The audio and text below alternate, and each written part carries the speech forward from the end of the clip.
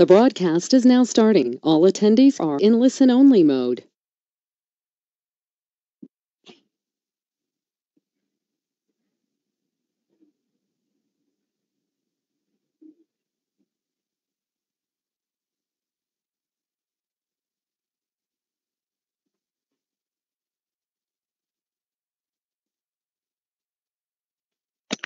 Hello, everybody, and welcome to this webinar titled the AWS for Builders series.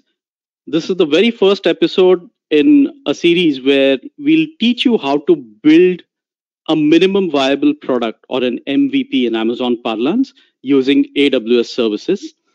In today's session, we're going to show you how do you build a basic document management system which can store and retrieve documents which are of business value to your organizations. My name is Tapan Hoskeri, and I'm a solutions architect working here at Amazon Internet Services Private Limited. And I help customers build solutions on the AWS platform across industries like banking, financial services, and insurance. I also have machine learning as a special area of interest. And I'm joined today by Gaurav Jagaukar, who is a principal solutions architect. Over to you, Gaurav, to introduce yourself. Hi, everyone. My name is Gaurav. I'm a principal solutions architect working out of India. I work primarily in the BFSI segment, and I have serverless as my area of specialty. So welcome on board. And let's begin, Gaurav.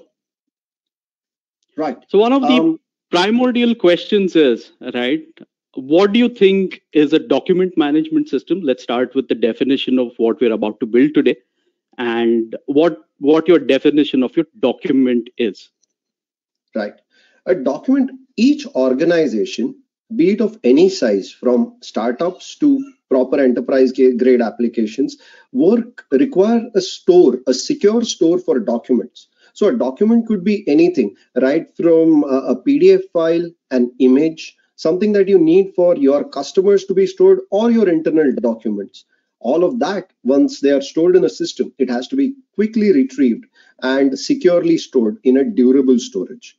Now, those documents could vary from type to type. As I said, it could be a PDF, it could be a Word document, it could very well be an image that is scanned on your system, or they might even be voice recordings that you've had through your contact center. So any of these artifacts which can be stored and need to be retrieved time and again are qualified as document in a document management system.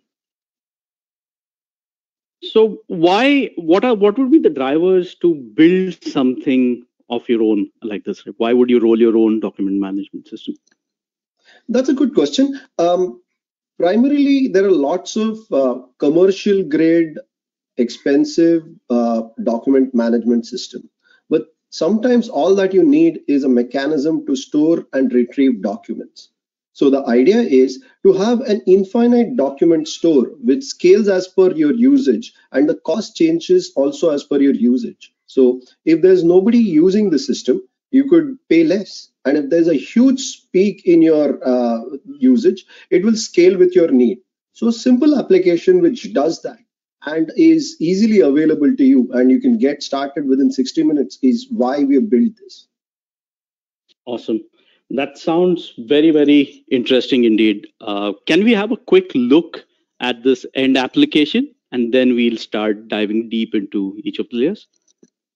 Absolutely. So let me go quickly to the console. I hope you can see my screen, Tapan. I can.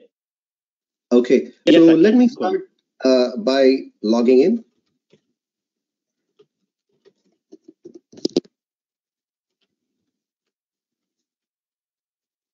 Authentication is always a day zero job. Once you get in, you see a document manager. This is what we've built, right? On the left-hand side, you see a tree structure where you can have multiple folders. So let's create one folder called as policy, and let's give policy data. Pushing, this is the API call so that it gets stored in the database. Now, when I go to policy, a policy folder will have its own metadata. The objects kept here will be policy documents. So let's say what is the type of metadata that you would store for this folder. So let me go here and add a field. Let's call this policy number.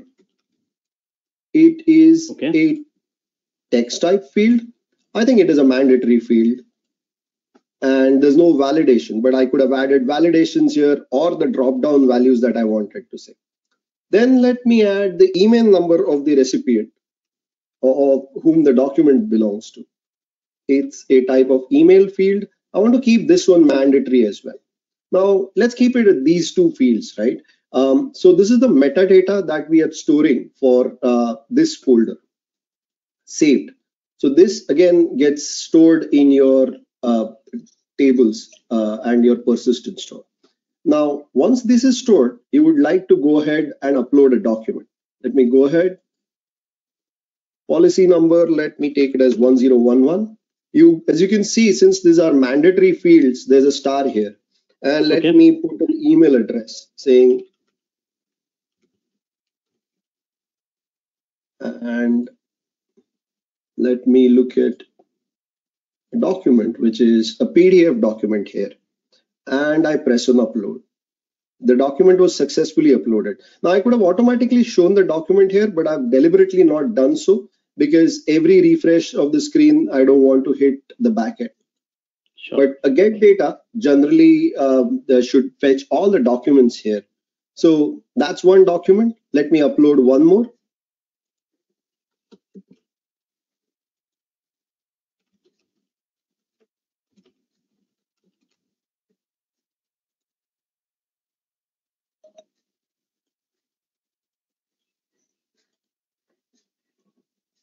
And when I press get data, you can see that there are two documents. Also, there is a filter functionality here. So if I say AWS, the other document goes away. And if I want to open that, just click on it. There is sufficient MIME types kept in here so that the document becomes visible. Right? And of course, you can delete data, you can upload versions, so you can have versions of documents, and then you can see all those versions to every document as well. So I can add multiple versions to the same document. So to keep the demo simple for the live coding, let's keep it at this. And that's what we try to build the skeleton for today. Right? Understood. And at the same time, I think this can be a very powerful tool, right? Because at the folder level, you have a bunch of metadata fields, and those could be exactly as per your business needs, because you would know typically what you're storing into this persistent store, and you will know what are the important attributes that you need to do future searches on, right? So very, very flexible model. And basically your metadata lives on the folder level, and all of the like objects are grouped together under that particular folder. Yes. Absolutely, Tapan. Great. And there is some kind of a persistent store, obviously, both for the files as well as for this metadata, right? So let's start with the architecture diagram first. So could you just walk us through the most important building blocks that you have to build this web application? Sure. What we've tried to create, Tapan, here is a 12-factor application. And then we will check it against what 12-factor applications are. It's a modern development practice to create 12-factor applications. So let's benchmark it against 12-factor at a later point. Let me get through the components. The server-side front end is the API gateway. So API gateway is a RESTful front end to the application. It's a good place to get started for your RESTful invocations. So all the invocations happen on the server side through an API gateway. Now, though I've used a browser-based frontend, the same RESTful frontend could have been used for a mobile application or even a batch processing application. So that forms the basis of a contract that you have. Just give me a moment. Then the Lambda function gives us the process where we can write our functional code. So Lambda function is the one which writes your CRUD activities, and the persistence of metadata is done in DynamoDB. Now, an API gateway is a gatekeeper to the entire application. So it's a great place to have your throttling rules, your API keys, and also authentication. So Cognito authentication is tied up with API gateway. at the API level itself. So your authentication and authorization is taken care by Cognito. The front end can be created by your favorite tool. I've used a browser-based front end. So the tools that I'm comfortable with are Vue.js, but you could have very well gone in for React or Angular. And for the component rendering, I've used Bootstrap, but you could have very well gone with Material or a tool of your choice. However, for wiring these to the backend and a lot of the tool sets being easier, you could have used AWS Amplify. And we'll dive into AWS Amplify a little later in terms of the feature set and how we get started. Finally, for the storage of documents, there is no better place than S3. S3 is a commercially viable and extremely cheap but durable and a secure data store, right?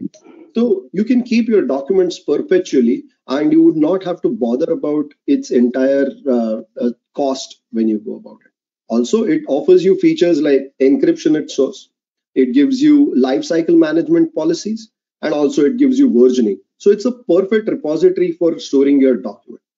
And then, of course, for hosting the web-based website, I've used S3. So that's again another feature of what S3 offers you. So you don't necessarily need a web server to deploy your web application. That's a very interesting use case for S3 as well, right? So for medium grade traffic websites, S3 can be an extremely viable solution to host your web apps out of, rather than have a fleet of application or web servers running that for you. Great. Okay, so I think a good place to start with would be around the data model or the persistent store for the metadata, right? So where does the data that you save actually live, both in terms of metadata as well as the actual files and objects being uploaded? Sure. So as we discussed, a good place of metadata storage is DynamoDB. So Tapan, you want to walk us through the features of DynamoDB very quickly?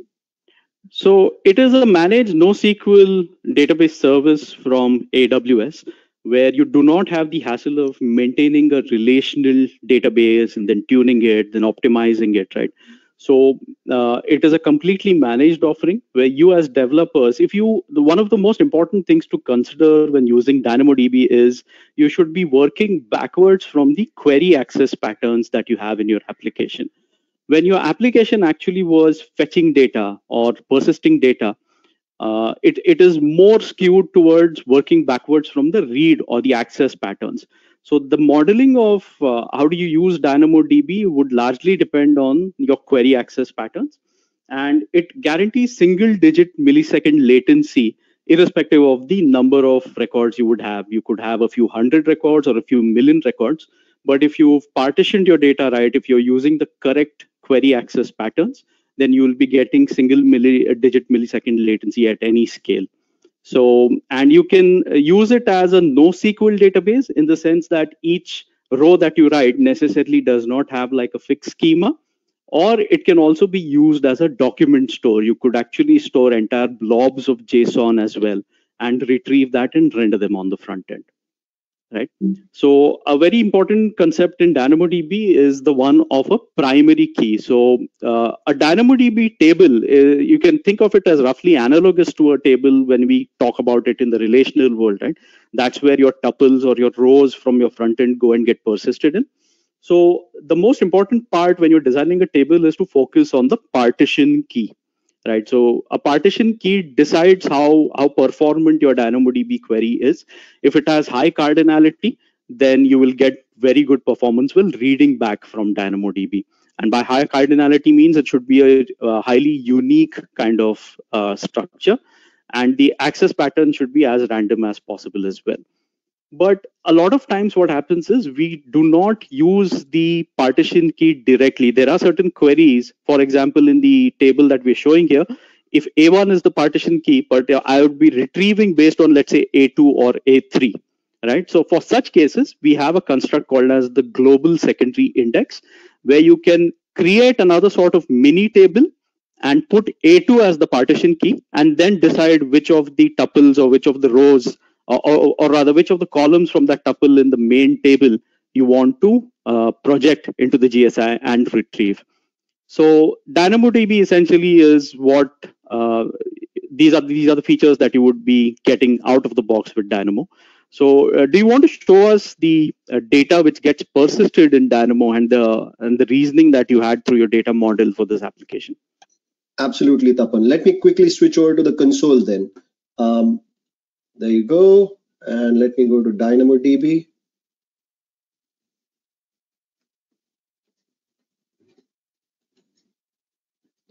And I've got 3 folders here that you need to focus on. So if I keep it as document, there's document folders. This necessarily stores the tree structure that you saw on the left side. The tree structure that is maintained here gets stored in document folders. So if I look at items, there's going to be only one row, root, storing the entire tree structure. So this is document root, and it has got 2 children. One is called as applications, the other is called as policy, the exact one that you see on here. The second part is the metadata for each folder. The one that you see here for policies, policy number, and email. So that goes into a folder called as folder data. A table called as folder data. So this record, as you see, the partition keys that I have used are all UUIDs, or globally unique identifiers, and it has a set of maps. So there's email, the field type is email, and the mandatory value. The exact things that you saw on the console are seen here. You could also see the same representation as text, as a JSON text, so you know what exactly went into the DynamoDB table when the persistence was invoked through the Lambda function, right? And finally, we come to the documents itself. Each document that was persisted had details about it. So let's go and check those ones. This is the PDF, this is the PNG that we uploaded. So I don't store again the document ID as the file name that was uploaded, but I store that information inside. Also for the global secondary index, so that I can see documents by the folder here, the whole listing. I don't have to do a table scan. So which is why I've created folder ID as a global secondary index, and I'll show that to you later in the DynamoDB console. And these are the details that I have captured along with the document. So the entire document metadata is stored in S3 DynamoDB. Metadata is stored in DynamoDB, and the actual payload, the PDF and the PNG or any document of your choice gets stored into S3. You want to quickly show the secondary index, Gaurav? Is that something that is absolutely accessible here? So this is the secondary index, and here you can see that the folder ID to the documents is the global secondary index, which is why I can rapidly get the documents per folder. It is easy to search by indexes.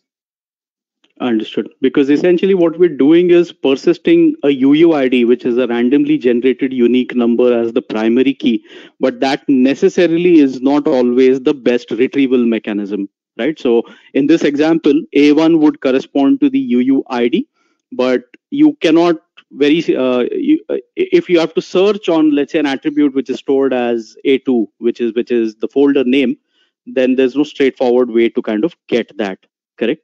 So that's the reason why we had to create like a global secondary index with the folder name as the leading column, and then the rest of the attributes as necessary. Absolutely, Tapan. Great. So this takes care of the metadata. Now, can you talk a little bit about S3 in terms of what exactly is S3 and where did those PDFs and the PNG that you uploaded actually go and end up in? Right. S3 stands for Simple Storage Service. It's a document store. It's a key value store, right? The idea is you do not allocate a disk space. If you store a byte in S3, it stores a byte. And you can go take that till theoretical infinity. You can store as many documents as you want. These documents have an extremely high durability. So S3 has been designed for 11 nines of durability. So if you store a document, you'll have 99 point, and there are 9 nines after that levels of durability for the document. A highly available, highly durable, and highly secure but cost-effective store for your documents is S3, and hence a natural choice for a document management system. Again, when it comes to storing the documents, you can version the documents. All these documents that we are storing today are KMS encrypted. So once we are creating the S3 bucket as a live coding demo, I'll show you how we did that as well. And again, it is version, so you'll have that. And your document can Okay. vary from 1 byte to multiple KBs or MBs at any go, and it supports multi-part upload. Okay.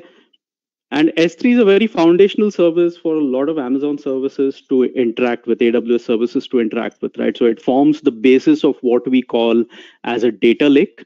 So you can think of it as a destination where you can store any kind of data from within your organization. They could be call center recordings, they could be policy PDFs, they could be database backups, they could be CSV extracts, Excel files, Word documents, right? And it is the place where you simply store data without really worrying about the cost and durability.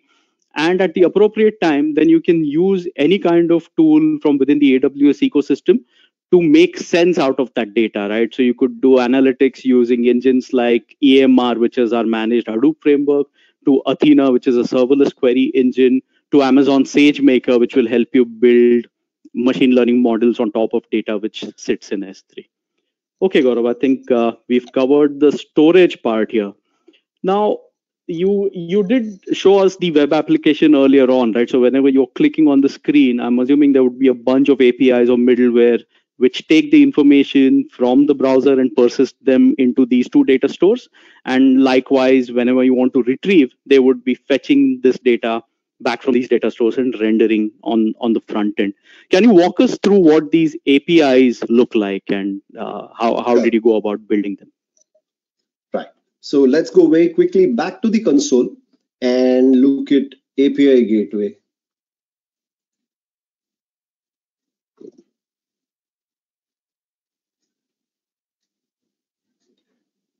So here in API gateway, I've created multiple resources.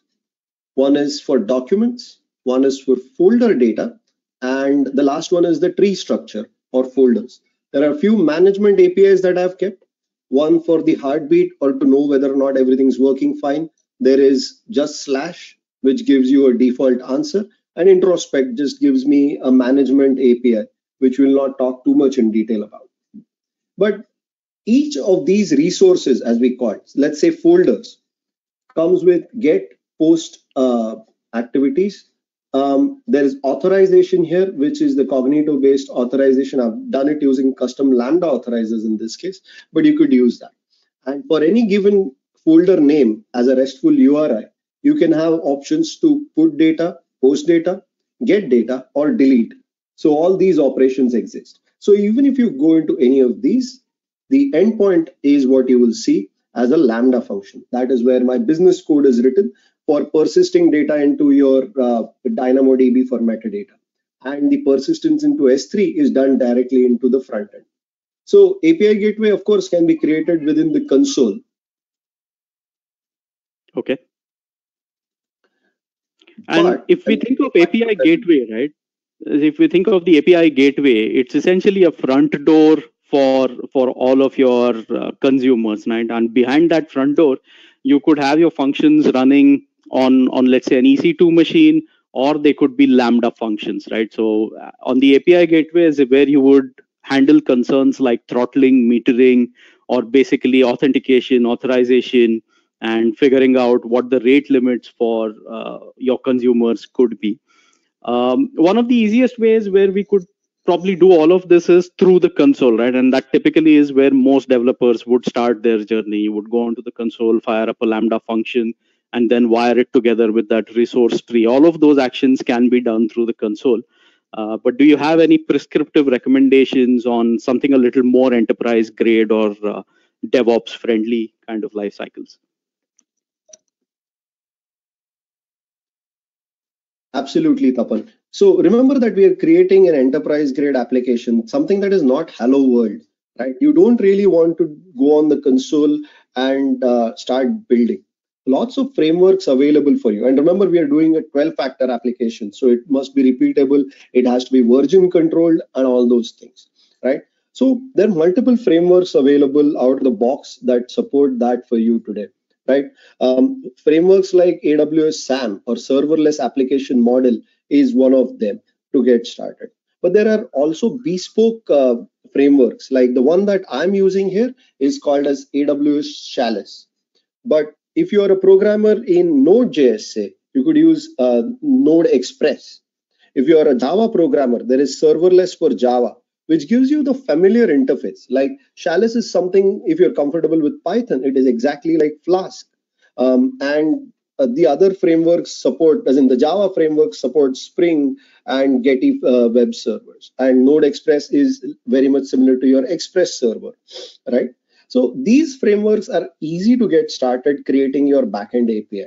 So for Chalice, it's a great way to create your web applications, which creates API gateway, Lambda, and also the necessary roles and the activities which are done in the background. And all of that can be done using CLI. You can test it locally and also deploy it through the CLI itself. If you want more information, I'll take you to the site called as Chalice, read the docs, and this should help you get started in a matter of minutes. And we are going to use that in a few minutes from now when we start the actual coding. Sure. Okay. So can we have a look at a simple Chalice setup if that works? Absolutely. Let's get writing code now. Right. Yeah. I will give me a second.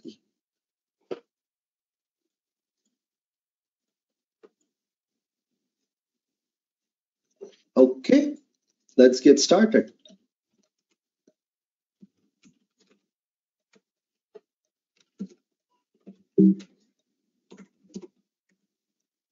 And here you'll open your favorite ID. In my case, I love using VS Code. It's become a great place to write all your code, right? If you've given it a try, if you've not given it a try, I highly recommend you do. I've opened VS Code in a folder called as live coding. And now let's start creating the application itself. Make directory app.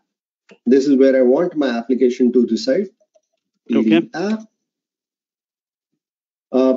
A Python requires a shell so that the libraries are kept locally so that when I deploy them and package them, they stay within that. So let me create that shell called as virtual environment.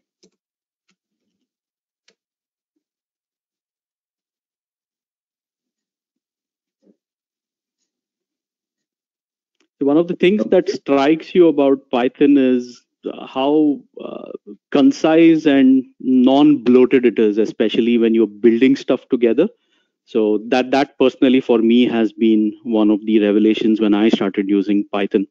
You can get a lot done with very little syntax and very little ceremony, if I may use that word, right? Right. So what you've essentially done is installed the Chalice package right now, which is, you can think of it like a Python library, okay?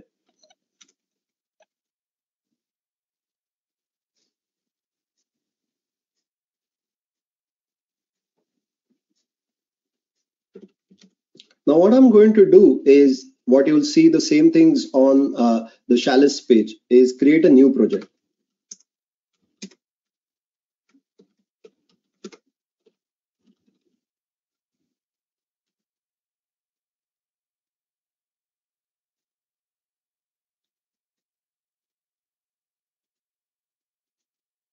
And if I just say, here you see that all those things are getting created. This is the virtual environment, and this is the app itself. So it's basically auto-generated all of these files for us as a shell to configure, okay? And I start the application as Chalice local. The whole application starts running locally. So let me actually walk you through the code. What has been created is I hope you can see. I'll just remove the comments very quickly.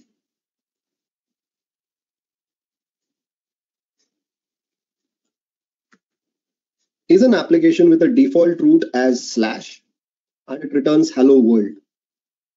As soon as I save the code gets updated. And there you see the whole hello world application is up and running, right? And if I need to make changes, I just say, go here. Code is saved, the server is restarted. I go here, refresh. And there you go. Also, you can see all the nuts and bolts that you wanted from this browser side to be seen here, but more on that later. This is your web application with a default route. Of course, you want to store more details in your application, right? So let's go back to our Visual Studio Code and add some more features to that. Let's create an app route @app.route on, say, folders. Okay. Method supported is, let's keep it as get. And since I want CORS, I will set it to true because I'm not registering a domain name. And then for this, it should be /folders because it's a RESTful URI. Then I define a method which actually does my activity for you. I need the folder ID to be used here. So if I define a parameter and I need it from the URI, I pass it as a variable here.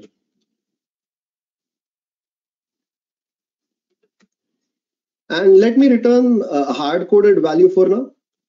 But in real life, you would have connected to DynamoDB to get the details from here. But to keep the brevity of this demo, I will not walk you through the obvious.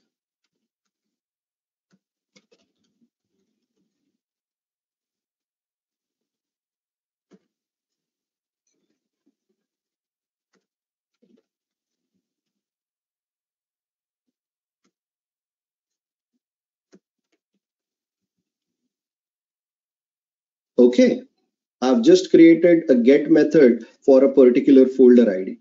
And now my server is back again running.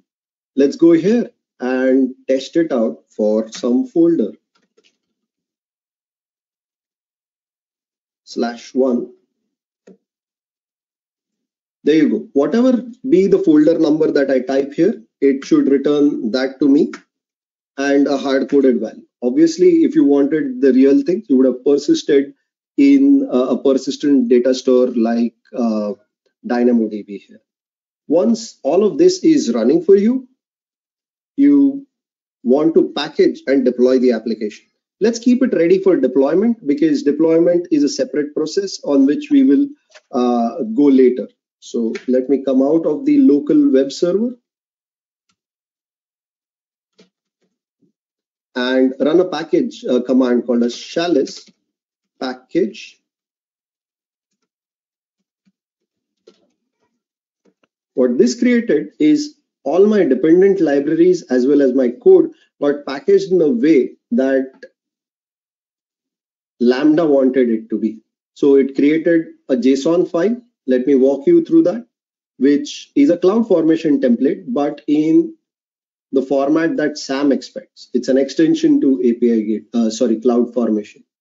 It has got two parts. So in the outputs, you will see the API and the function itself, which is API handler.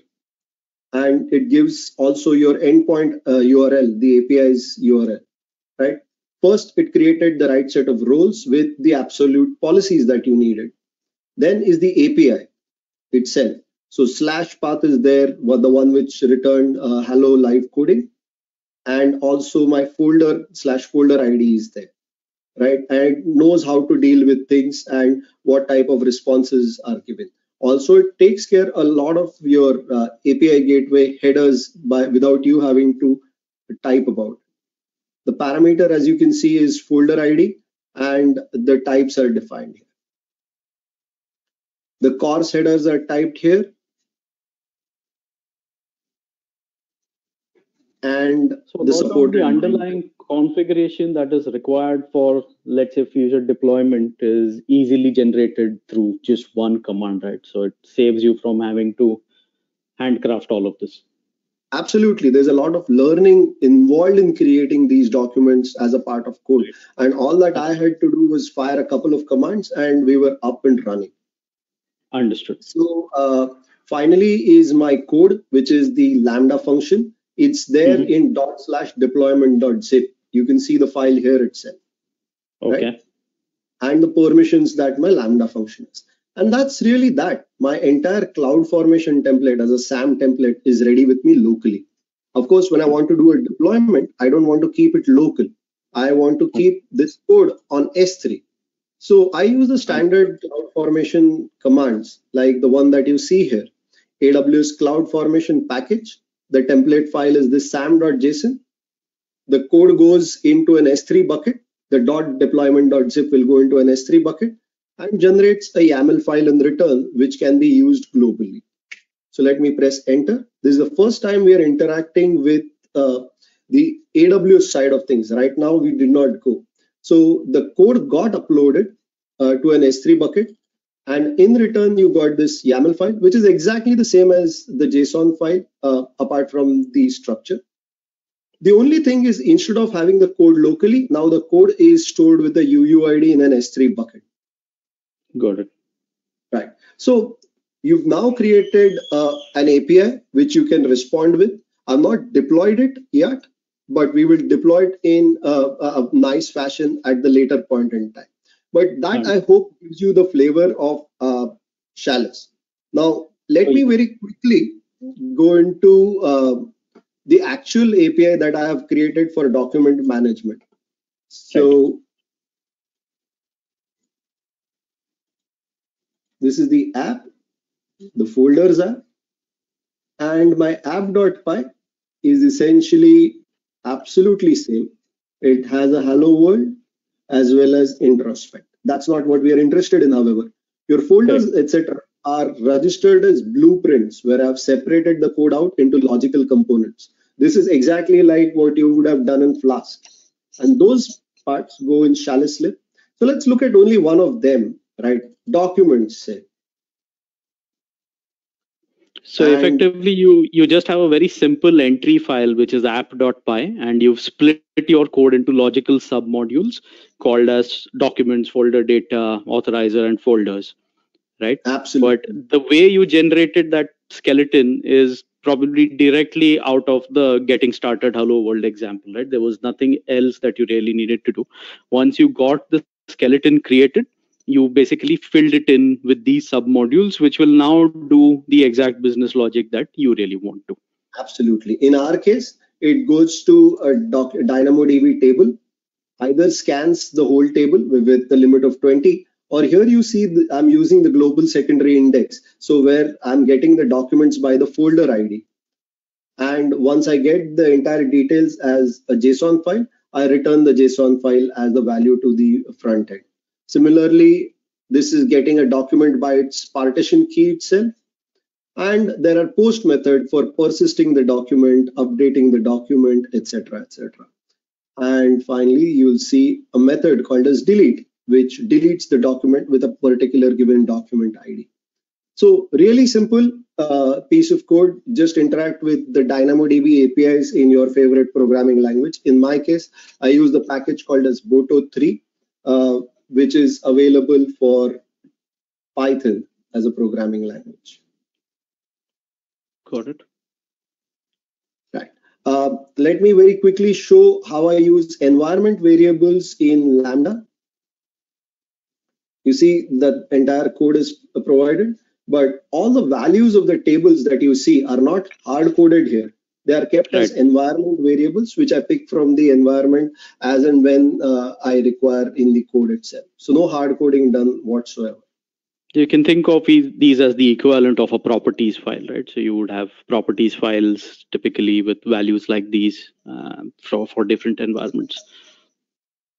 True. Absolutely, Tapan. Okay. Mhm. So now, so far, we've covered the data stores. We've covered how you can build the APIs and write your business logic. Let's go a little towards the GUI side of things, or on the front end, right?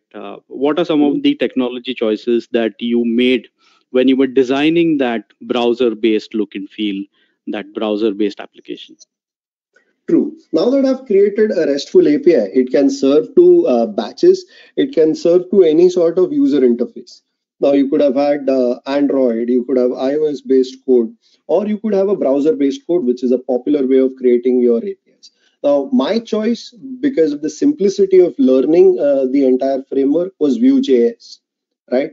And for rendering, I use components. I used Bootstrap, but you could have used any front-end tool of your choice. However, the plumbing to the AWS backend services requires a lot of learning. So, if you want to give RESTful invocations, you can use packages like Axios. But I wanted to make it really comfortable for AWS, and AWS provides a mechanism for that, and that's the Amplify framework, right? Amplify framework is an extremely simple framework which is available for you. So, its website that you can see is, give me a second, is Amplify. It's a public open source project on GitHub, and it walks you through every step. And we'll do a few of these steps when we are creating the web app, right? It walks you through that, and it supports React Native, Vue for that, and it gives you a lot of features when you're using it. So it gives you features for APIs, which is API Gateway, also GraphQL. The authentication is easily plugged into it. It's got an event bus to give you events like login, logout. It has got a local data store, and it gives you pub sub models, push notifications, and so many other features. One of the better parts of it is, I believe, it's a CLI. So it's easy to integrate in your web project when you're creating one. So very powerful tool if you're interacting with integrating your front end with the back end. In fact, Amplify also has a robust mechanism to create your back end. However, I wanted to keep, as per the 12-factor apps, I wanted to keep my front end and back end clearly separated, which is why I did not use Amplify framework here for creating my API gateway plus Lambda. But Amplify, remember, provides you the ability to do that as well. Okay. So installing Amplify is pretty simple. It's an npm call, install Amplify, and Amplify configure creates a user for you, which is used for interacting with your server side. So it actually takes you to the AWS console, makes you sign in, helps you create an IAM user for doing other activities. And for packages for your website, you will do npm install AWS Amplify and your favorite programming library like React, Angular, or Vue. And we'll do that now. Similarly, the last part that you will talk about is the Amplify commands, initialization of a project, or addition of authentication, analytics, etc., etc. So, Tapan, what do you say? Do we go in for a quick demo on the Yeah, web? I think yeah. So we could actually have a quick look at how you wired together a Vue application, like you were mentioning, with what is the exact value that Amplify is adding. Sure. So if So I could, yeah, go on. What I've already created, Tapan, is an application website, which is a standard blueprint of a Vue.js application. So in the interest of time, I've already created that. I'm going to paste that into our folder structure. So give me a moment.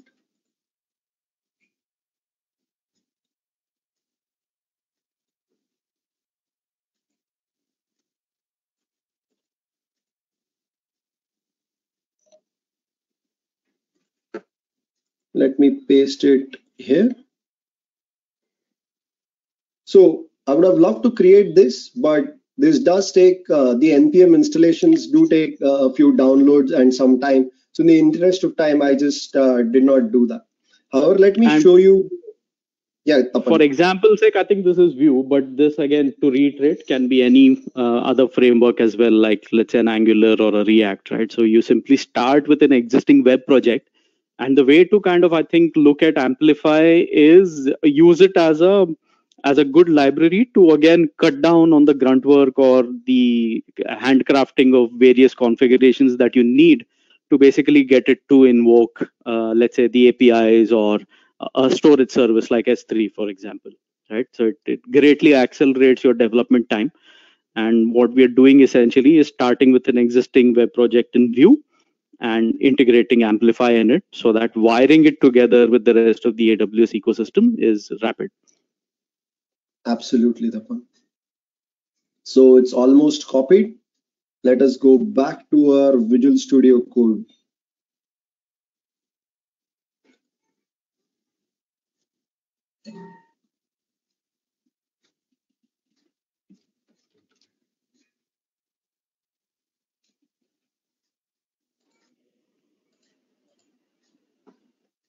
We are here, the document's copied, and you will see that next to our app, we have a web folder.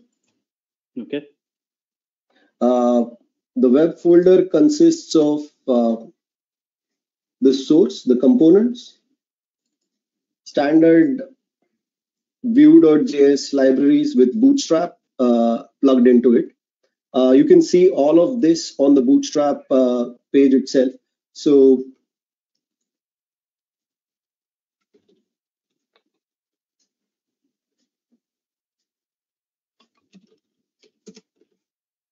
you look at this,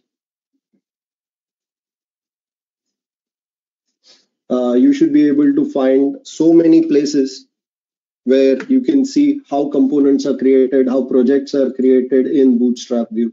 Very simple to get started. Again, Vue has got a great CLI and activities, and Bootstrap Vue gives you things like buttons, which can be created extremely easily.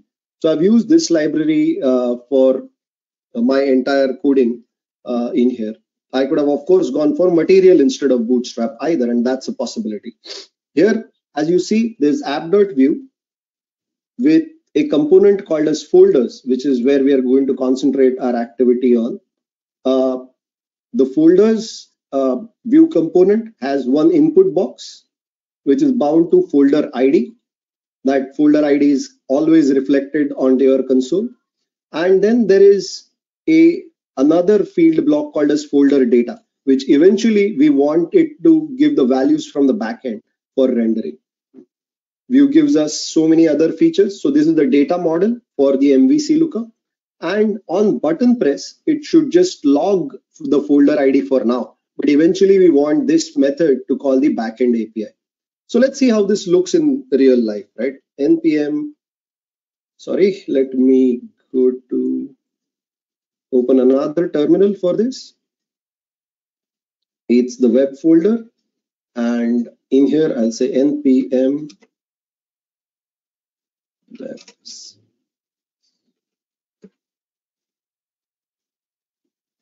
Okay.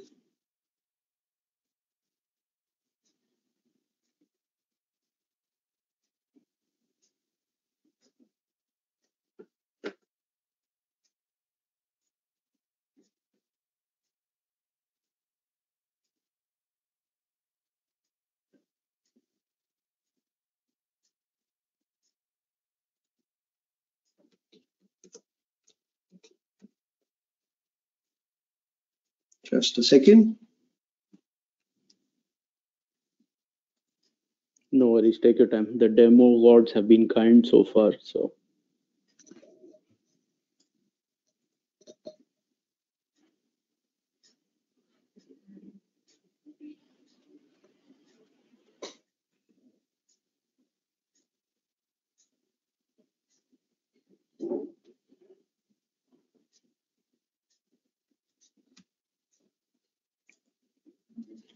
npm console.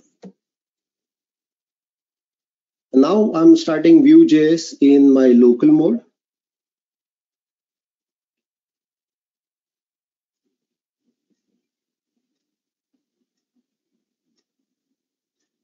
It takes a couple of minutes to get started for the first time, but the great part is you can keep going at it continuously without having to restart.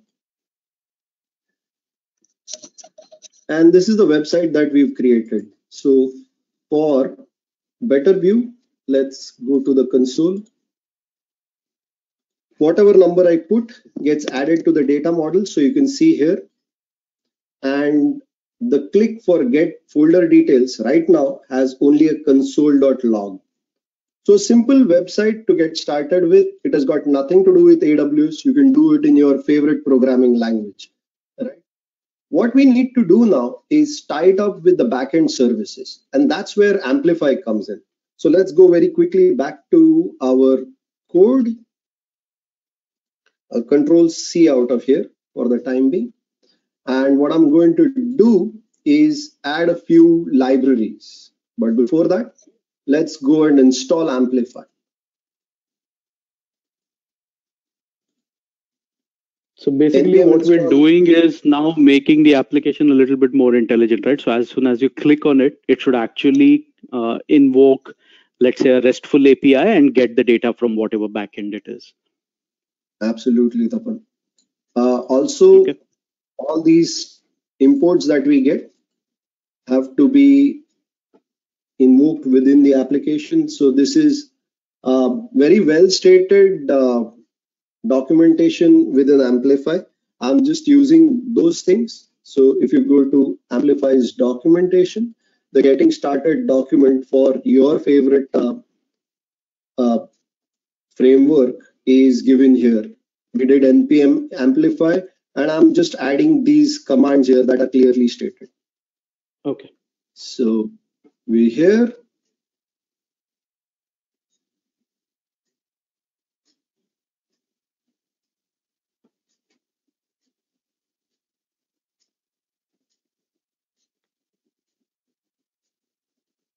We also, after this, would have typically gone ahead and installed the Amplify CLI. Just in the interest of time, I have not added it already. Sure.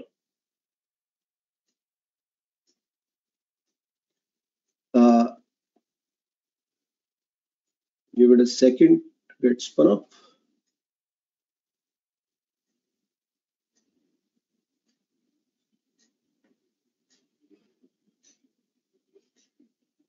So Amplify also, I think, will allow you to add aspects like authentication. It'll allow you to interface with a storage mechanism like S3. Absolutely. So the feature set of Amplify is pretty rich. You've already spoken about that when we were speaking about Amplify, right? So you could have added authentication, you could have added analytics, you could have added an API, and when you say push, it actually gets deployed as a CloudFormation template in your application itself. So very powerful framework for so many things. Right. So we've added all that. The next part is I would have done, if I'm using it for the first time, I would have done Amplify configure, which would have created the user for me. Thankfully, I've already done that. It's a one-time activity on your machine. So now let's get started with the project itself. Amplify init. Now this creates this stencil for Amplify to get started. Okay. It creates walks you through a wizard and creates a few things for you. It is now detecting that my web folder is called as web. I want the environment to be called as dev. My editor, again, this is selected by it because it noted the environment, is Visual Studio Code. I'm creating a JavaScript based application in Vue.js. The path of my source code is src, and where the distribution would eventually go is the dist folder. The scripts for build are npm build, npm serve, and CloudFormation is its default way of deploying things. So pretty simple wizard for you to run through when you are creating an application. I'm using my existing CLI, AWS CLI profile, the default. But Amplify Configure should have created one more profile for you. If you saw, there was Amplify itself. Now this is the CloudFormation template for all the nuts and bolts in the background. You don't have to worry about this. It creates all of that by default. Okay. Okay. Also, for the API endpoint, I'm going to create another file here while this is happening. Let me call this is AWS API-X. Oops, sorry.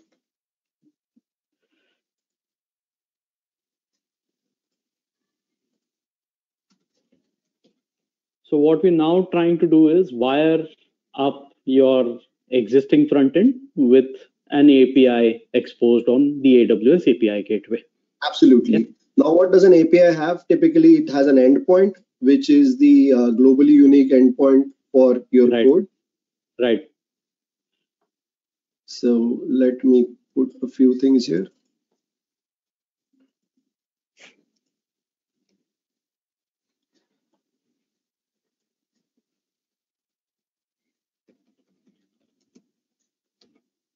Oops.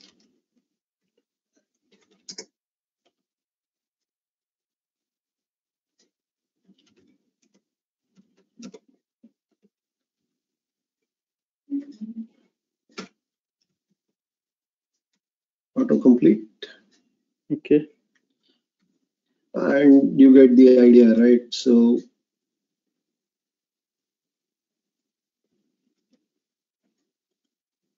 just paste the rest of it here. Sure. You note that I've not created the endpoint here. I've kept a placeholder for it. Okay. Amplify init already created an export.js, which the code was expecting, right? Okay. Finally, you go to the place where you want to invoke the API, which is my folders.js. And here I add a couple of lines for importing the APIs. Oops.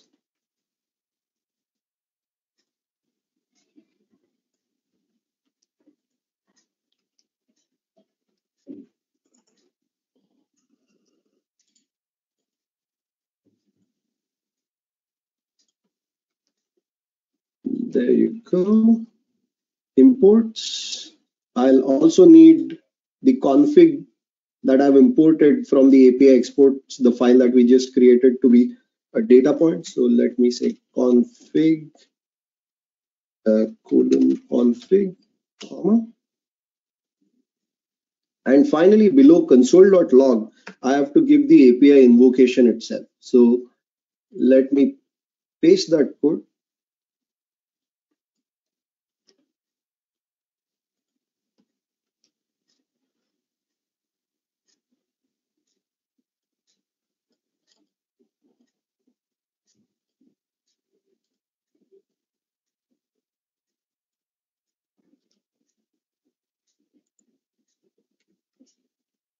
I'll walk you through the code shortly.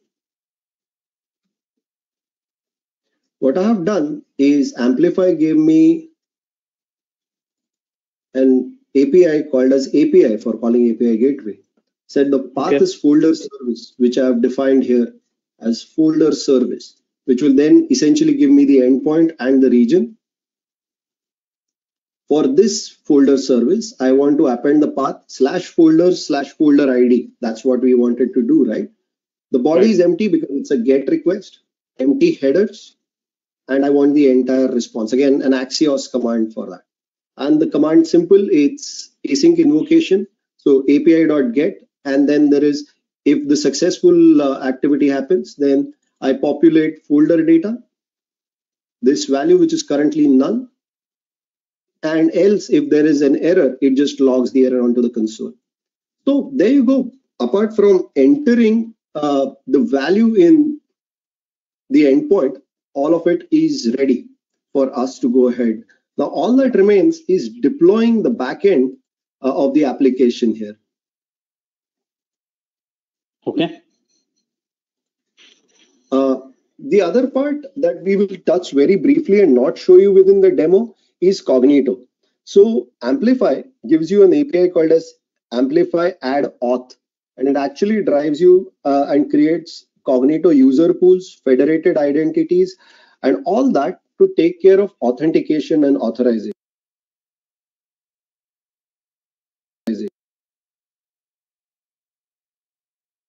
But what is Cognito? So it's a managed user directory which allows you to maintain the user base of logged in users, how they log in, the choice of password policies, the methodology of logging if you want multi-factor authentication, and all that. It also gives you out of the box hosted UI, or you could create your own UI for login purposes. It helps you get into federation. So if you want your application to have Google authentication or Facebook, Amazon authentication, you have to create an app or get an app ID from all of this providers. The documentation is extremely robust, walks you through the steps. And then you get federated identities as well. So you can log in, your users can log in using their Google credentials. It uses the standard JWT token, which are the accepted de facto of today for all of your authentication purposes. So a fantastic way of getting your security out of the box in one shot is using Cognito with Amplify. All that you would have needed to do here in this case is Amplify or add auth, and it would have walked you through a wizard again. Got it. Okay. Is there anything else on the front end part before we move on to basically how does everything come together? Now, infrastructure as code is something that we keep hearing about, right? It's one of the most fundamental shifts in computing that we've seen maybe in the past 5 or maybe the better part of a decade. So what are some of the choices that you've made here to create this entire infrastructure estate? So when we started with the demo, right, there are API gateways, or rather there's an API gateway with resources. There's a bunch of Lambda functions which serve as the business logic behind the API gateway. Then there's a DynamoDB table and of course an S3 bucket, all along with roles and permissions that you need to drive the whole application. So what was your thought in basically building that entire stack using a declarative approach or any other suitable method? Absolutely, Tapan. Tapan, what you said initially made a lot of sense. The temptation to do here is go to the AWS console, right-click, create APIs, right-click and write your Lambda functions in there. I could have similarly created our storage S3 bucket, or for that matter, DynamoDB tables in there. But it is not reproducible. It is not version control. I couldn't have added that into my Git repository. So lots of options that are available today. People use Chef, Puppet, Ansible for creating their infrastructure. AWS has a methodology called as CloudFormation. It is a JSON or a YAML declarative part of creating your infrastructure. What I as a programmer generally prefer is a new thing called as CDK, or a Cloud Development Toolkit, that has been created. That helps you write code and not script for your infrastructure. You could use your favorite programming choice, right? TypeScript. So those who are Angular users are comfortable with TypeScript. In fact, I urge you to learn TypeScript. Python, somewhere I am comfortable, is what you can use to create your infrastructure. So program like any other program that you've written so far, but it creates your infrastructure. So CDK is a great way to create your CloudFormation scripts in the background. So it takes a bunch of assumptions that you need and creates the entire infrastructure. You can create anything, right from your VPC to serverless, etc., etc. Great number of wizards, examples, everything is provided to you. If you could just go into CDK samples on GitHub, and in your favorite programming language, you will see a lot of examples. So let's go into Python and look at any of these, right? Lambda S3 triggers, and it gives you a piece of code where you can see sample pieces of code. Excellent documentation as well that is available for CDK here. And we will do this as we go along in our code. So Right. CDK, I believe, And I is a think- great. And Sorry, I think Tapan. it came across from a lot of customer feedback as well, right? So was there like a way in which developers could spin up infrastructure without Mhm. really, going outside their favorite programming language? I think that's an interesting point where the genesis of CDK was essentially from customer feedback that can I use my favorite programming language to spin up infrastructure? I know I can write my business logic, I can write programs, I can create APIs, but can I really go one step further? And how can it be easier for me to basically think infra, right? As developers, can you make it more friendly for us to create infra? Yeah, that's one of the most powerful capabilities that I personally like about CDK. Very well said, Tapan. Couldn't have put it in the better words. So the CLI is help to create your project, and then you write your code to create multiple constructs, S3 buckets, DynamoDB tables, etc., etc., etc. There's a simple command called as CDK synth, which gives the equivalent CloudFormation template. And then all that you do is CDK deploy, and this gets deployed into the CloudFormation console to create your backend resources. The beauty of it is it does not let go of CloudFormation. So the backend that we created using Chalice as a package gave us the YAML, and there are ways to incorporate those as well within your CDK template, and we'll have to look at it. So the main components, as you would see, the core framework, the construct library, which provides you a mechanism of creating your infrastructure in your favorite programming language, and the CLI itself. So let me very quickly go into, one second, and show you AWS CDK API. And API reference is what you will see. Again, you can see it in any programming language that you want, but you can go ahead, look at API keys, API gateways available here, and you can again see all of those details in your favorite programming language.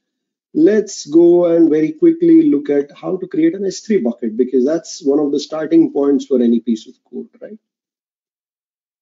Scroll down, S3, and bucket. So this is the default constructor that you would use, and these are the properties. Very simple.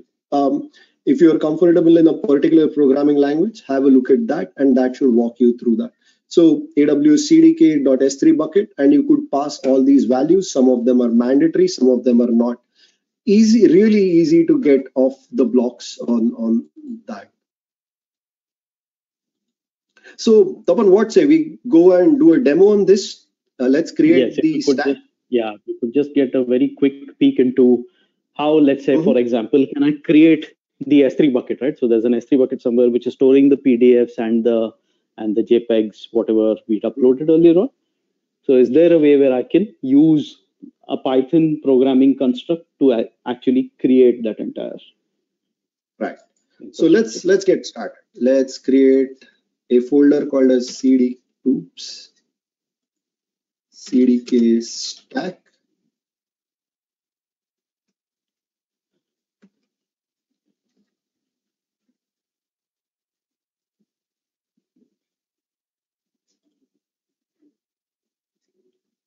Okay, I'm in CDK stack now. npm install for the whole group AWS-CDK. That should get installed really quick. Okay.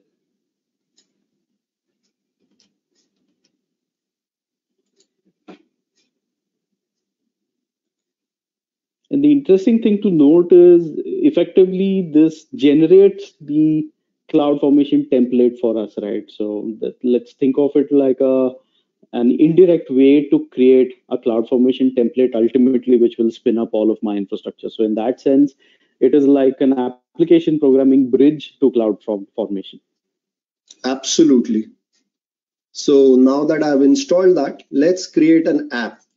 CDK init app language Python, because I'm comfortable with it. But it could very easily have been either Java or .NET, right? I'm Or assuming those are TypeScript. the Yeah, any or of these ones. TypeScript, any of these popular languages, and then you import the jars. So, for example, if you're doing Java, you would import those jars in your project and get started with using the APIs, just like you would use APIs from any other third-party jar. As you see, it created its own virtual environment, this being Python. Created a file called as app.py. This file doesn't do much, just calls another stack, which is inside CDK stack. This is the piece of code. It's a blank template that you have. Just has got the init method, but any activity that you need to do, any infrastructure that you need to create goes in here, right? And so let's create an S3 bucket. That should be interesting. In the interest of time, I'm pasting code, of course.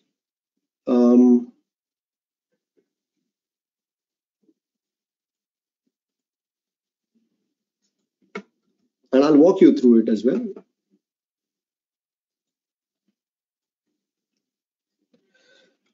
Let's go through the code very quickly.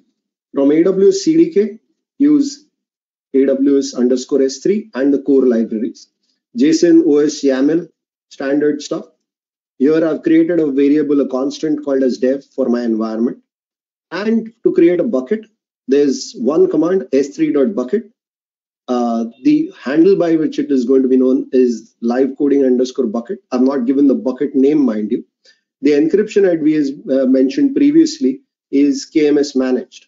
And when this CloudFormation policy gets deleted, the removal policy is destroyed. But it very well could have been retained so that the bucket gets retained after the deletion of the CloudFormation script. What I want as a CloudFormation output is the name of the S3 bucket. And I've added a couple of tags to the bucket itself. Pretty simple to get that. So one more thing that I have to do is add requirements. Right now, it is empty. So I'll need PyYAML and I'll also need CDK here. So very quickly in the requirements file, I go, say PyYAML. Sorry, input shouldn't be here. And S3. Cool, we are all set. Let's go and install the requirements. Pip install -r requirements.txt.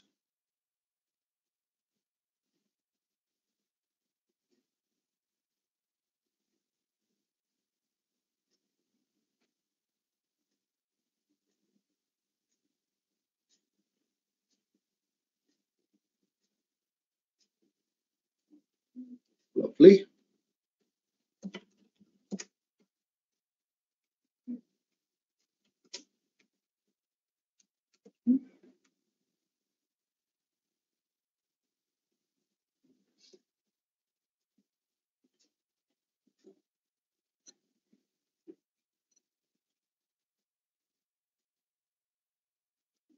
All good. To see the CloudFormation template, I do CDK synth. So this will take the Python code that you've written and generate an equivalent CloudFormation template in YAML for us, right? Absolutely, with the whole bucket code. I've forgotten one more thing though. That is the Chalice application that we had created. Let me paste that script as well. So core.cloudformation include, and in app, I have got the entire packaged folder, which has got the entire code for the Lambda functions. And that's that. So that is ready as well. all that it needs at the end of it is a CDK synth. This gives you the CloudFormation template with the API gateway as well as the Lambda function and a CDK deploy. Okay. Now this is actually running the API gateway, the CloudFormation template to create all these many resources in CloudFormation. And we'll go to the console and have a look at it. Sure. So if So we work backwards, right? So we use Chalice to create the APIs and we kept the deployment bundle ready there, right? Then we went one step outside. We created all of the infrastructure which the application needed. And we also injected that same deployment package that Chalice had generated for us into this main CloudFormation template using Chalice, so that that could then create everything that this application needs to run. Absolutely. Now this should give you an endpoint for the API gateway. So let's go to the CloudFormation template.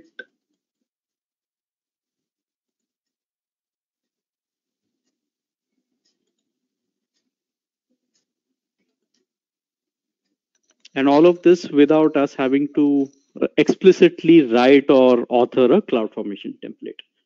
Absolutely. So the stack, etc., all of them should be visible to you here. This is the CDK stack that we created. Events, outputs. Here you see all those outputs. This is our API endpoint. Let me copy that very quickly. Got it. Controls. You could have seen the API endpoint here as well. The CDK script ran well. Now we've created the infrastructure. Let's go and check very quickly in API gateway. You should be able to see the API created here.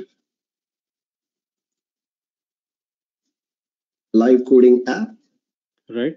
There you go.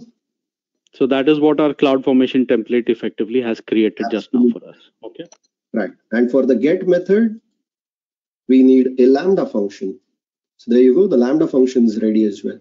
So entire backend code got created, plus the S3 bucket as well that we had called, right? So whatever you needed to store was created in an S3 bucket. The output you will see is the S3 bucket is called a CDK stack - live coding bucket with a random name so that it's a repeatable thing. So S3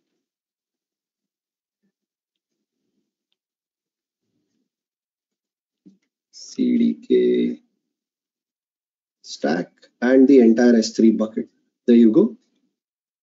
All of the backend infrastructure got created as a CloudFormation template, and that's extremely neat when we go about things. What remains right now is I go to. I think I know what you're going to do with your endpoint. So you remember the endpoint JS file. I think we need to paste our HTTPS URL there. Spot on, Tapan. So your backend infrastructure is created. I just pointed it to the right one. Let me test it locally. npm run serve. So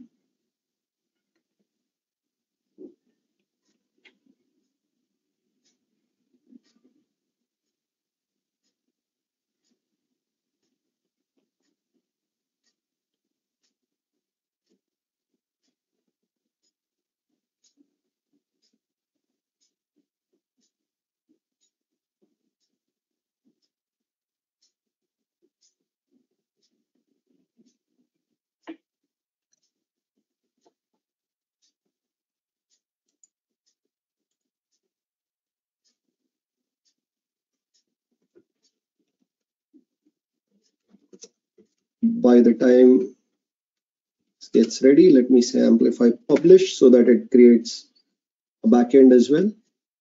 Oops, amplify creates the whole S3 bucket ethos for myself. Right now, I'm going to add it through amplify console itself.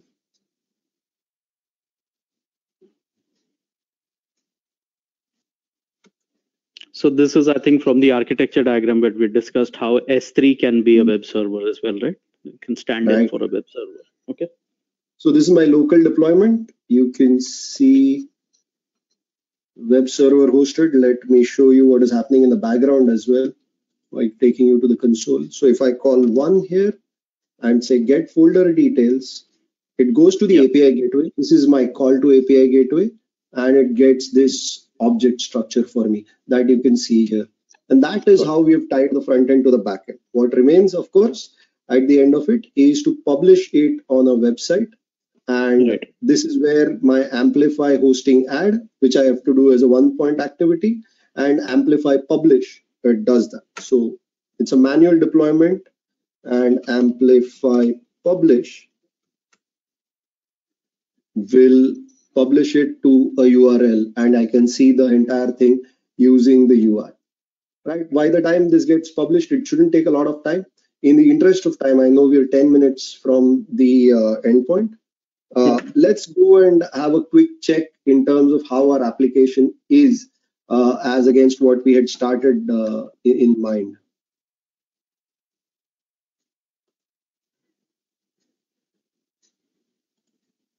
Is this a 12-factor app? So as we discussed, good set of questions to ask ourselves. Absolutely. Is this a good architecture? And if you want an answer for a microservices question, this is the question that we need to answer. 12-factor app, it's a popular published thing. You can look at 12factor.net for the tenets of 12-factor apps and detail. The code base, everything including the code as well as the infrastructure is tracked in revision control. I did not do a git add or a git init, but I could have easily set the entire piece of code, the web, the CDK, as well as the app into a version control. The dependencies are all taken out into requirements.txt. The configuration, as you saw in Lambda environment variable, is externalized. There's no hard coding of table names. Backing services are attached as resources. Everything that is required is given as a backing service. The process of build, release, and run is done through your Git repositories branches, and the second is it is automated as CloudFormation templates as stack changes, right? And on the Amplify side, you are using the Amplify CLI to do that, create the entire pipeline. The processes are stateless because it's a RESTful application with a Lambda backend. So we've checked these 6 parts. Port binding is again HTTPS. Concurrency is taken care of. If there's one user, API gateway and Lambda can cater to that. And if there are a million, it will take care of that easily and still keep your costs absolutely affordable. Fast startup, graceful shutdown, again provided as a managed service through API Gateway, Lambda, S3, all of these and DynamoDB are geared for scale and disposability. The dev and the prod can be kept separate because API Gateway provides you the methodology of using canaries. Lambda gives you versions and aliases, and even S3 buckets have versions for themselves. So you can use that for your website. Every log that Lambda creates gets into CloudWatch logs. So the logs are separate and they are kept as streams in a different location. You might as well use an Elk stack sitting on CloudWatch to do that. And again, admin processes are one-off processes. They are kept separate. Even as APIs, they would have been kept separate for you, and they are not accessible to the rest of the users. So to end with it, we've created and published this as a web app, which is hosted on the internet. So all of you can now go and check this website, which is available and running on the cloud itself. A full-fledged 3-tier web application that is hosted within 1 hour of coding, right? Enter any folder ID, get details. Though you're getting hard-coded folder details, it's still working front end to back end. So your application that you're looking at in Visual Studio Code could have been the same. So my document management system, if you look at it, is absolutely the same. The Chalice library, the template, which actually creates a lot of these, including your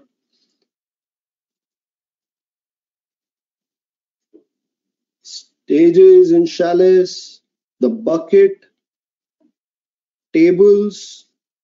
So these are the DynamoDB tables that we had seen, the Absolutely. 3 DynamoDB tables that we'd seen. Also, there's Yes. this whole concept of an IAM role where you give permissions on point for a Lambda to talk to only, let's say, Dynamo and S3 and nothing else. So that's how you Mhm. control the security of your application. And this is Absolutely. where you're injecting, I think, all of the environment variables. Yeah. Yeah. And everything that you need as infrastructure is created in this stack that you just saw. And the web console that you just saw is similar in here as well. In components, I've got folders, folder data, documents, and document list. So each of these components created in the same fashion, that the rendering part with buttons and so on and so forth, and the write methods in the method section, which calls the API gateway. Absolutely similar to what you would have, what we have done in the live coding demo, right? Okay. So Tapan, where do we go from here? Any interesting questions that you want to take from here? So I think a lot of customers have query around how you would restrict access to certain elements within, let's say, DynamoDB or certain elements within S3, right? So how does this whole role-based access control work from, let's say, from an application perspective, and then maybe on a service level, if we could make them work together? Do you have any thoughts or high-level guidelines? But that's a very popular question that we've seen. Okay, that's a fantastic question. Now you can contain the access to various folders in two ways. One's using Cognito, but instead of Cognito, what I went forward and did was created a custom authorizer in Lambda. And that's a longer subject of discussion. But when you write that authentication as a piece of code, it uses Cognito in the background for authentication. But the authorization pieces I kept to myself. So I know which users to belong to which role and have access to what thing, which is why I've been able to create authenticated normal users, authenticated administrators, and give them access to various parts. But you can go much more fine-grained. You can give each user a group which has got access to the folders that we had created in the document management process. You want more fine-grained control at an API gateway, you will not use just Cognito, you'll use a custom authorizer in Lambda. In fact, it was there in the CDK script as well. So that's a bespoke code. Cognito maintains authentication. Authorization is your bespoke code in Lambda. Understood. And another question which has come up is how will this seemingly simple application, right, handle scale? What if there are millions of objects stored in S3 or millions of such data items stored in Dynamo? How does this application kind of behave under scale? So just a couple of high-level thoughts. Yeah. DynamoDB is used by various companies, even gaming companies. So places people like Zynga, etc., use that for real-time gaming. DynamoDB can store millions of records, and the way it has been created, it will give you the same single-second latency, few milliseconds latency for any query, irrespective. So if you've got your partition keys all right, the amount of data will not matter. It can go to millions and millions of rows. And the same is true with S3 as well. It's a potential, it's a theoretical infinite storage for your files. So you don't have to keep adding disk space as you would have done with commercial off-the-shelf document management system, and hence the choice of these systems. On the API invocation part, again, API Gateway and Lambda can actually scale up to millions of invocations in real time and in concurrent. So excellent tools for building something for your scalable website. And all of these are managed services, right? So there's no hardware for you to administer scale in, scale out, or think about those concerns. You as developers can focus on actually solving business problems for your customers. Well said, Tapan. Okay, I think we are right on time here. Thank you everybody for your time on this webinar. Please do let us know any feedback if you have any certain areas or topics of interest that you would like to see covered in a similar fashion. where we build something and teach you how to build on AWS, use what's available to quickly put together a solution which can start off live for let's say a few users, but can easily scale to whatever demands your organizations might have. Please do let us know your feedback, and we hope to see you again soon on another episode of AWS for Builders. Thank you very much, Gaurav, for your time, and Thanks, Kapil. It we was a hope pleasure. to do Thanks more for of these. joining us. Thank you, everybody.